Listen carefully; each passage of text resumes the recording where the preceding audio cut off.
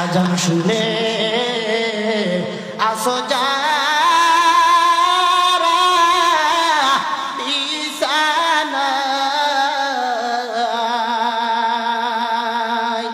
তাদের জন্য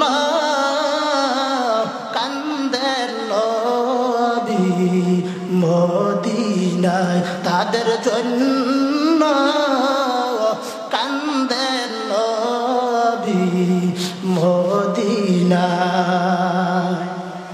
সেই নবীর জন্য কি মায়া লাগে না, সেই নবীর জন্য কি মায়া লাগে না। হায়রে উম্মত মসজিদে কেন আসো না, হায়রে উম্মত নামাজ কেন পড়ো না। এই মিছে দুনিয়ায় তুমি থাকবা কতদিন। বিসমিল্লাহির রহমানির রহিম। আল্লাহুম্মা সাল্লি আলা মুহাম্মাদ ওয়া আলা আলি মুহাম্মাদ কামা সাল্লাইতা আলা ইব্রাহিম ওয়া আলা আলি ইব্রাহিম ইন্নাকা হামিদুম মাজিদ। আল্লাহুম্মা বারিক আলা মুহাম্মাদ ওয়া আলা আলি মুহাম্মাদ কামা বারাকতা আলা ইব্রাহিম ওয়া আলা আলি ইব্রাহিম ইন্নাকা হামিদুম মাজিদ। লা ইলাহা ইল্লাল্লাহ, লা ইলাহা ইল্লাল্লাহ, লা ইলাহা। বাইরে নামাজ রোজা সাইরো না, মা বাবাকে ভুইলো না।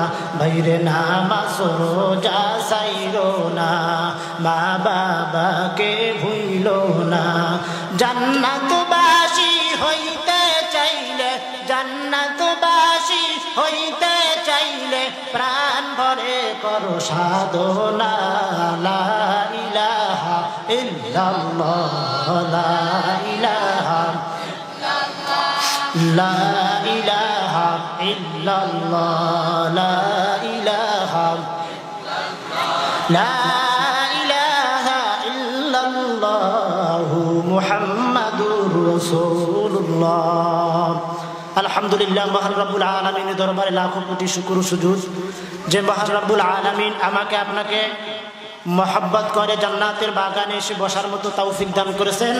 সেই মহান রব্বুল আলামিনের দরবারে অন্তরের অন্তরস্থল থেকে শুকরিয়া আদায় করি আলহামদুলিল্লাহ। আল্লাহ তাআলা বলেন, বান্দা দুনিয়ার জমিনে বসিয়া বসিয়া আমি আল্লাহ তাআলার নিয়ামতের শুকরিয়া আদায় করো। লা ইন শাকারতুম লা আযীদান্নাকুম ওয়া লা ইন কাফারতুম ইন্না আযাবি লাশাদীদ। বান্দা দুনিয়ার জমিনে আমি মাওলা পাকের শুকরিয়া আদায় করো, কেননা তোমাদের দুনিয়ার ভিতরে আমি আল্লাহ তাআলা নিয়ামত দান করিয়া পাঠাইলাম। এ বান্দা, তোরা যদি আমি মাওলা পাকের নিয়ামতের শুকরিয়া আদায় করতে থাকো, আমি মালিক খুশি হইয়া তোদের নিয়ামত গুলো বাড়াইয়া দে। ইন্না আযাবি লাশাদীদ। ওরে গোলাম, তোকে আমি আল্লাহ নিয়ামত দান করিয়া দিলাম। বান্দা নিয়ামত পাওয়ার পর মালিকের শুকরিয়া আদায় করো নাই। ইন্না আযাবি লাশাদীদ। বান্দা যখন দুনিয়া থেকে বিদায় নিয়ে আসবা অন্ধকার কবর জগতে, তোমার জন্য নেয়াসি রেখে দিয়েছে ইন্না আযাবি লাশাদীদ, ভয়ঙ্কর শাস্তির ব্যবস্থা। এই জন্য গোলাম বেশি বেশি মালিকের শুকরিয়া আদায় করতে হবে। দুনিয়ার জমিনের ভিতরে বান্দা তাকায় তাকায় দেখেন, কোন বান্দা যদি অন্য বান্দার প্রশংসা করা হয় ওই বান্দাটা বড় খুশি হয়ে যায়। দুনিয়ার জমিনে পয়সা জনগণ যদি সরকারের প্রশংসা করা হয় সরকার বড় খুশি হয়ে যায়। দুনিয়ার জমিনে বসার পর মেম্বার চেয়ারম্যান মন্ত্রীদের যদি প্রশংসা করা হয় দুনিয়ার জমিনে বান্দাগুলি যখন খুশি হয়ে যায় মালিক কয় বান্দা আদর করিয়া তোকে আমি আল্লাহ বানাইলাম, এ বান্দা তোকে আমি কত মহব্বত করিয়া বানাইলাম, এ বান্দা আমি আল্লাহর ছেলেও নাই মেয়ে নাই কেউ নাই বান্দা যদি আমি মালিক রে যদি একবার আলহামদুলিল্লাহর আওয়াজ দাও আমি মালিক তোর উপরে খুশি হয়ে যাই। এজন্য বান্দা বেশি বেশি নিয়ামতের শুকরিয়া আদায় করতে হবে, কেননা বান্দাকে আল্লাহ তাআলা কত সুন্দর করিয়া বানাইলেন। এ বান্দা তোমাকে আল্লাহ কত সুন্দর করিয়া বানাইলেন, বান্দা কোনো কল্পনাও করতে পারবে না, কোনো জল্পনাও করতে পারবে না। মালিক তোমাকে কত কুদরত দিয়া হায়াত দিয়া দুনিয়ার জমিনে বাঁচায়া রাখছেন। সবচাইতে বড় কথা হইল আল্লাহ পাক আমাকে আপনাকে সুস্থতা দান করেছেন। এ বান্দা একটা নজর যদি হসপিটালের বিছানায় যাও, হসপিটালের বিছানায় যাওয়ার পর বান্দা তাকায় তাকায় দেখ কত রকমের কত রুগী ভরে আছে, মুখ থেকে কোনো খানাও যায় না, কোনো খাবার খাইতে পারে না, যত ইচ্ছা করে যত কোটি কোটি টাকার মালিক থাকুক না কেন বান্দা কোনো খানা খাইতে পারে না। এ বান্দা উঠিয়া নামাজ পড়তেও যাইতে পারে না, বান্দা কথা বলতেও পারে না। এই রকমের কত মানুষ হসপিটালের বিছানায় শুয়ে আছে, কিন্তু আমাকে আপনাকে আল্লাহ তাআলা সুস্থতা দান করিয়া হায়াতে দান করিয়া এখনো বাঁচায় রাখছেন। আর একবার শুকরিয়া আদায় করি আলহামদুলিল্লাহ। শুকুর গুজার হওরে বান্দা দুনিয়ায় যাহার ফলে নাজ নিয়ামত বেড়ে যায়। শুকুর গুজার হওরে বান্দা দুনিয়ায় যাহার ফলে নাজ নিয়ামত বেড়ে যায়। প্রভুর শুকুর আদায় যদি না করো কঠিন আযাব হব তোমার কবর। বান্দা যখন একবার আলহামদুলিল্লাহর আওয়াজ দেয়, বান্দা যখন বলে আলহামদুলিল্লাহ, আল্লাহ তাআলা বলেন বান্দা আলহামদুলিল্লাহ বলার কারণে বান্দার আমলনামায় আসমান আর জমিনের ভিতরে যতটুকু ফাঁকা জায়গা আছে সমস্ত ফাঁকা জায়গাটুকু আল্লাহ নেক দ্বারা ভরপুর করিয়া দেয়। এজন্য বেশি বেশি মালিকের শুকরিয়া আদায় করতে হবে।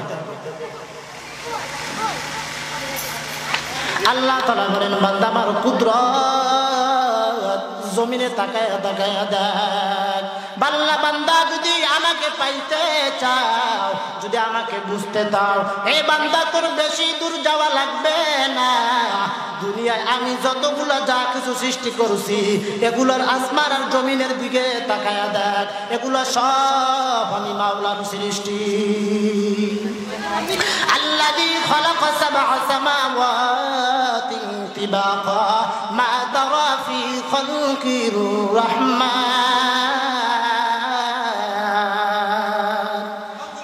এই কালাম জিন্দা কুরআনে হাকিম হিকমতে লা ইয়াজালাস্তু কদিম জামিউল ইলম ফিল কুরআনে হাকিম তাকাসুরাত আনহু আফহাম الرجالين الذي خلق سبع سماوات طباقا ما ترى في خلق الرحمن আসমান বানাইছেন কে? আসমান বানাইছেন কে? জমিন বানাইছেন কে? আসমানও যেহেতু আমার আল্লাহ, জমিনও যেহেতু আমার আল্লাহ, অতএব বান্দা প্রশংসাও হবে আল্লাহ তাআলার জন্য। এ বান্দা প্রতিদিন নামাজে দাঁড়ায়া যাও আলহামদুলিল্লাহি রাব্বিল আলামিন। আল্লাহ প্রথম সূরার ভিতরে প্রথম আয়াতেই বলিয়া দিয়েছে সমস্ত প্রশংসা একমাত্র আমি মালিকের জন্য। এজন্য ভাই বেশি বেশি আল্লাহ তাআলার নিয়ামতের শুকর আদায় করা যাবে। তো যেই আয়াত তেলাওয়াত করেছিলাম, ইয়া আইয়ুহাল্লাযীনা আমানুত্তাকুল্লাহা হাক্কা তুকাতিহি ওয়া লা তামুতুন্না ইল্লা ওয়া আনতুম মুসলিমুন। আল্লাহ তাআলা বলেন, ও ঈমানদারগণ, মুসলমান না হইয়া কেউ মৃত্যুবরণ করিও না। আমরা তো মুসলমান নাকি? আমরা মুসলমান হওয়ার পর আল্লাহ তাআলা আবার কি বলতেছে? তোমরা মুসলমান না হইয়া কেউ মৃত্যু বরণ করিও না। তাহলে এখানে তো আসল কথা যে মালিক আমাদেরকে মুসলমান ঘরে পাঠাইয়া মুসলমানের সন্তান বানাইয়া আবার মালিক বলতেছে যে তুমি মুসলমান না হইয়া মৃত্যু বরণ করিও না। আসলে আমরা তাহলে পরিপূর্ণ মুসলমান হতে পারি নাই। ও মুসলমান, পয়গম্বর হাদিসের ভিতরে জানায়া দেন আউয়ালু মা ইউহাসাবু বিহিল আবদু ইয়াউমাল কিয়ামাতিস সালাহ। কি কয়? যে দুনিয়ার উম্মতেরা শুনিয়া নাও, দুনিয়ার যা কিছু আমি সৃষ্টি করেছি, তুমি দুনিয়া যা কিছু করতেছো সব কিছুর হিসাব হবে। আউয়ালু মা ইউহাসাবু বিহিল আবদু ইয়াউমাল কিয়ামাতিস সালাহ। পয়গম্বর হাদিসে জানায় যে সর্বপ্রথম নামাজের হিসাব নেওয়া হবে। আজ আমরা মুসলমান, অথচ নামের বেলায় মুসলমান, কিন্তু কামের বেলায় কোনো মুসলমান নাই। নামাজ পড়তে যদি বলা হয়, বান্দা গামছাটা কাঁধে ফেলাইয়া কাজের জন্য দৌড়ায়, বলতেছে আমি যদি নামাজ পড়তে যাই আর আমার উপরে যদি কামওয়ালায় কাম করতে না লয়, আমার ঘরের খানা কি আপনি দিবেন? কি বলে কিনা? ওদিকে নবীর গরিব সাহাবী মসজিদে প্রতিদিন নামাজের আগে নামাজ যখন শুরু হয়ে যায় সবার শেষে মসজিদের ভিতরে ঢুকে যায়। আবার যখন নামাজ শেষ হয়ে যায় সবার আগে মসজিদ থেকে বের হয়ে যায়।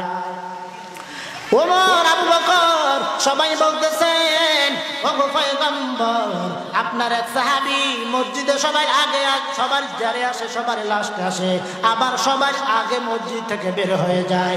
ওগো নবীজি, কারণটা কি? আপনার সাহাবীর কাছে জিজ্ঞেস করিয়া দেখেন। পয়গম্বর বলে, কি ব্যাপার? আমার সাহাবী সবার শেষে নামাজ পড়তে আসে, আবার সবার আগে মসজিদ থেকে বের হয়ে যায়, কারণটা কি?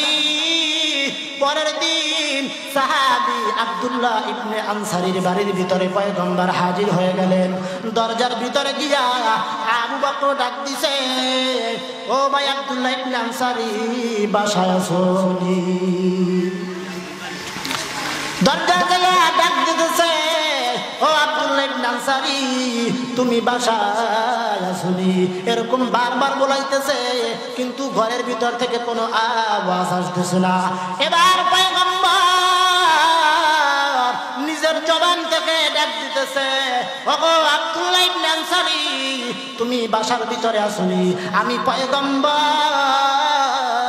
তোমার দরজার হাজির হয়ে গেলাম।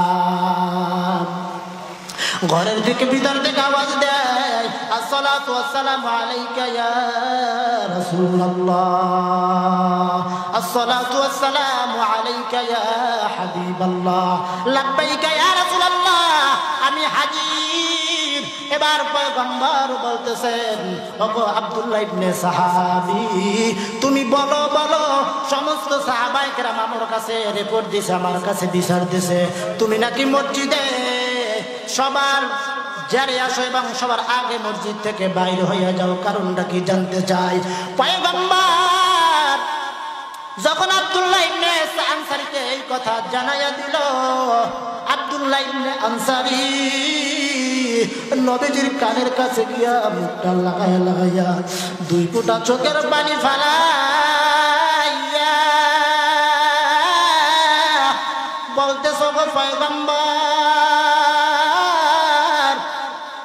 আপনার সাহাবী আব্দুল্লাহ ইবনে আনসারী যতটাই গরীব, যে সবার লাস্টে কেন মসজিদে যাই পয়গম্বর শুনবেন নি আমার ঘরের ভিতরে একটাই মাত্র কাপড় ওগো পয়গম্বর আর কোনো কাপড় নাই ঘরের ভিতরে একটা গর্ত বানায়া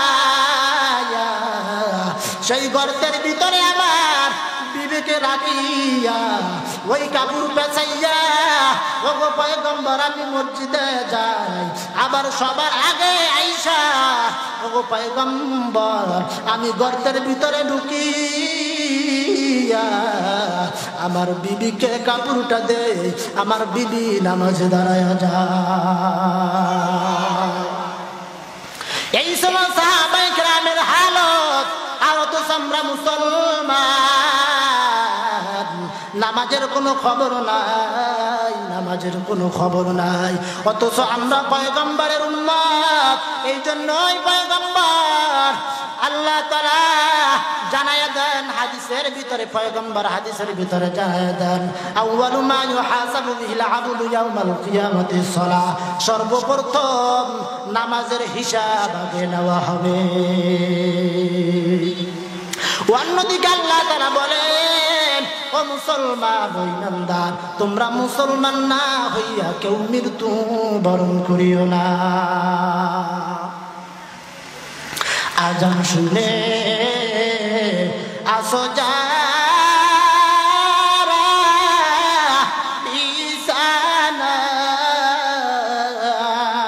বিছানায় তাদের জন্য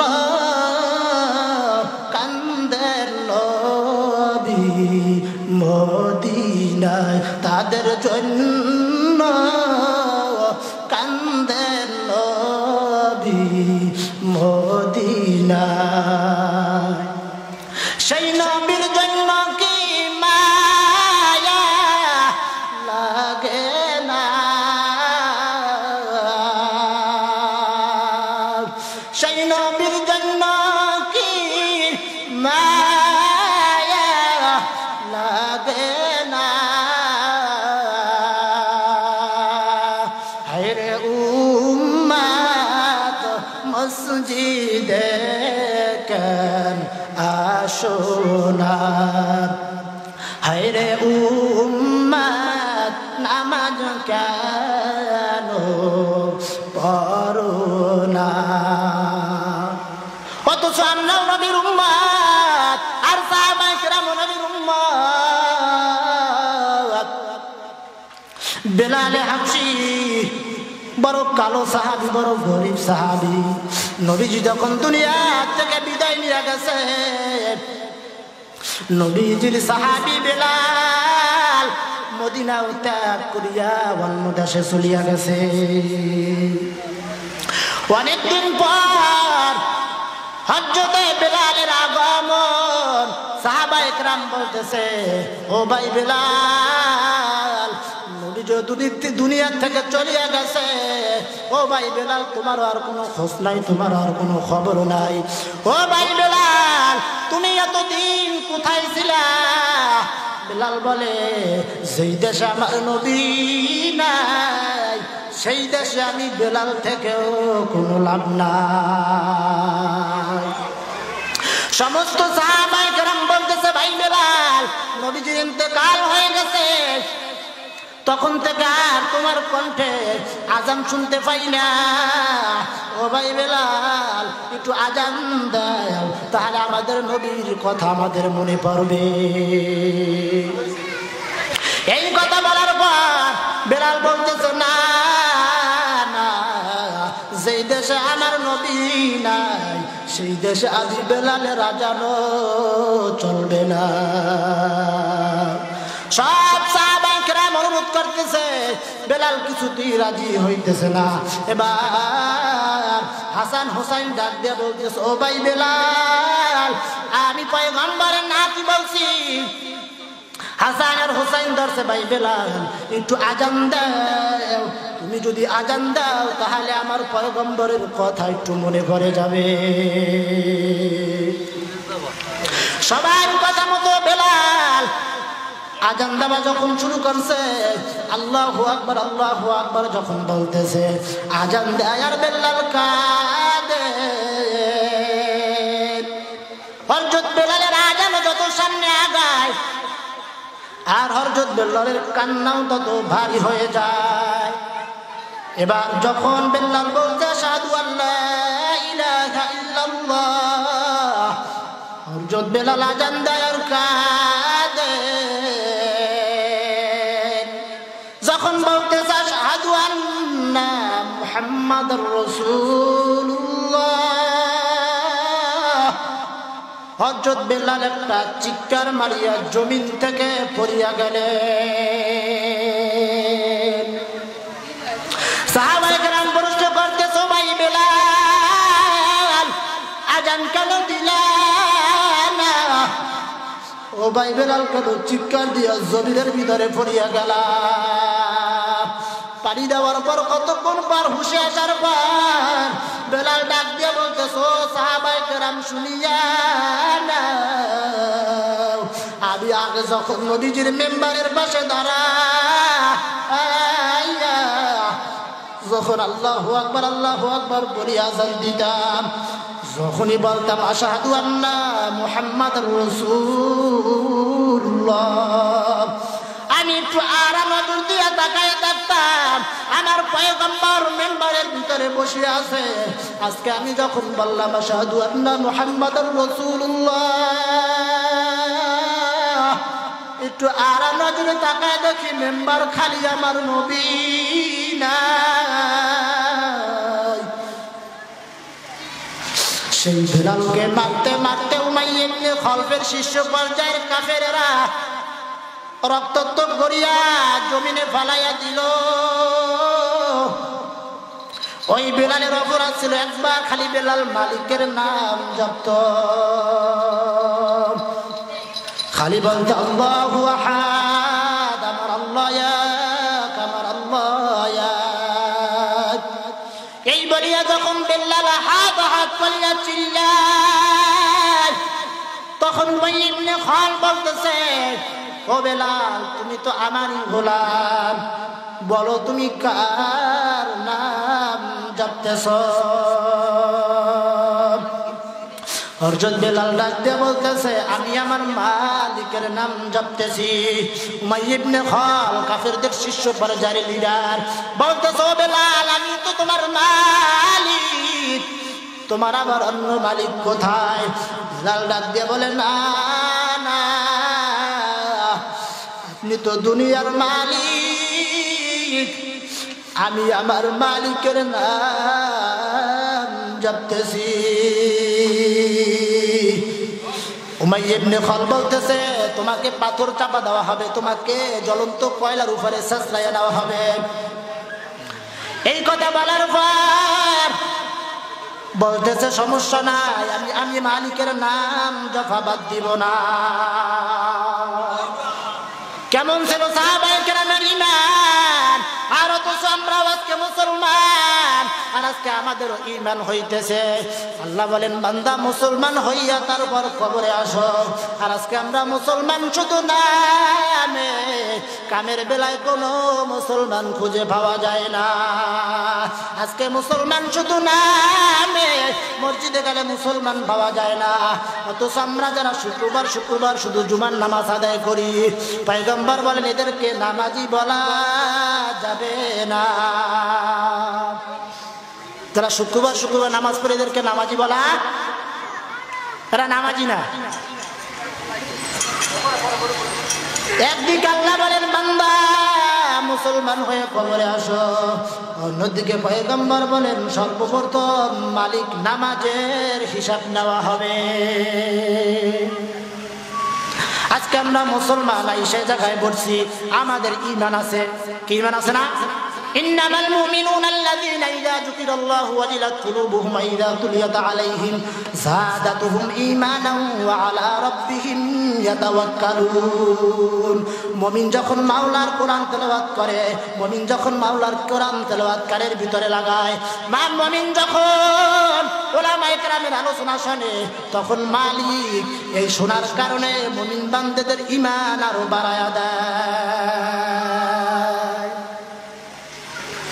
এজন্য আমরা আসতে পারছি। আমাদের মা বাবা যারা কবরে শুয়ে আছে, বান্দা আপনাদেরকে বুঝানো যাবে না আপনার মা বাবা কবরের ভিতরে কতটা খুশি।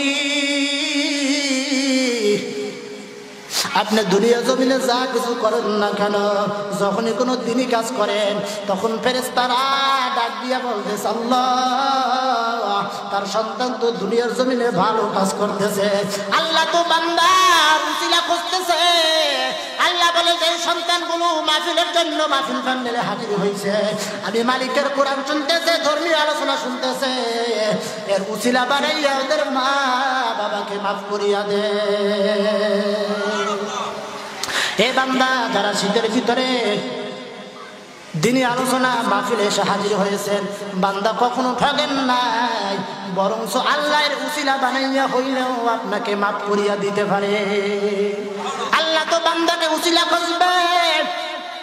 এ বান্দা কোথায় আছো, কোথায়, কোন ভালো কাজটা করছো, এই ভালো কাজের উসিলা বানাইয়া বান্দা আমি তোর জীবনের গুনাহগুলি মাফ করিয়ে দেব। আমার আপনার পয়গম্বর আপনার জন্য মদিনায় শুয়ে, আপনার জন্য আমার জন্য মদিনায় শুয়ে শুয়ে কাঁদতেছে। নবীজি যখন দুনিয়ায় জিন্দা ছিলেন, তখন ঘরের ভিতরে যায় নামাজ বিছায় বিছায় দরজা লাগাইয়া কান্দে। দরজাটা লাগাই দিলে এই জন্য গুনাহগার উম্মতের জন্য পয়গম্বর সেজদায় পড়িয়া কাঁদতেছে, কোনো কেউ যেন ডিস্টার্ব না দেয়, এই জন্য ঘরের দরজা বন্ধ করিয়া নবী সেজদায় পড়িয়া কাঁদে।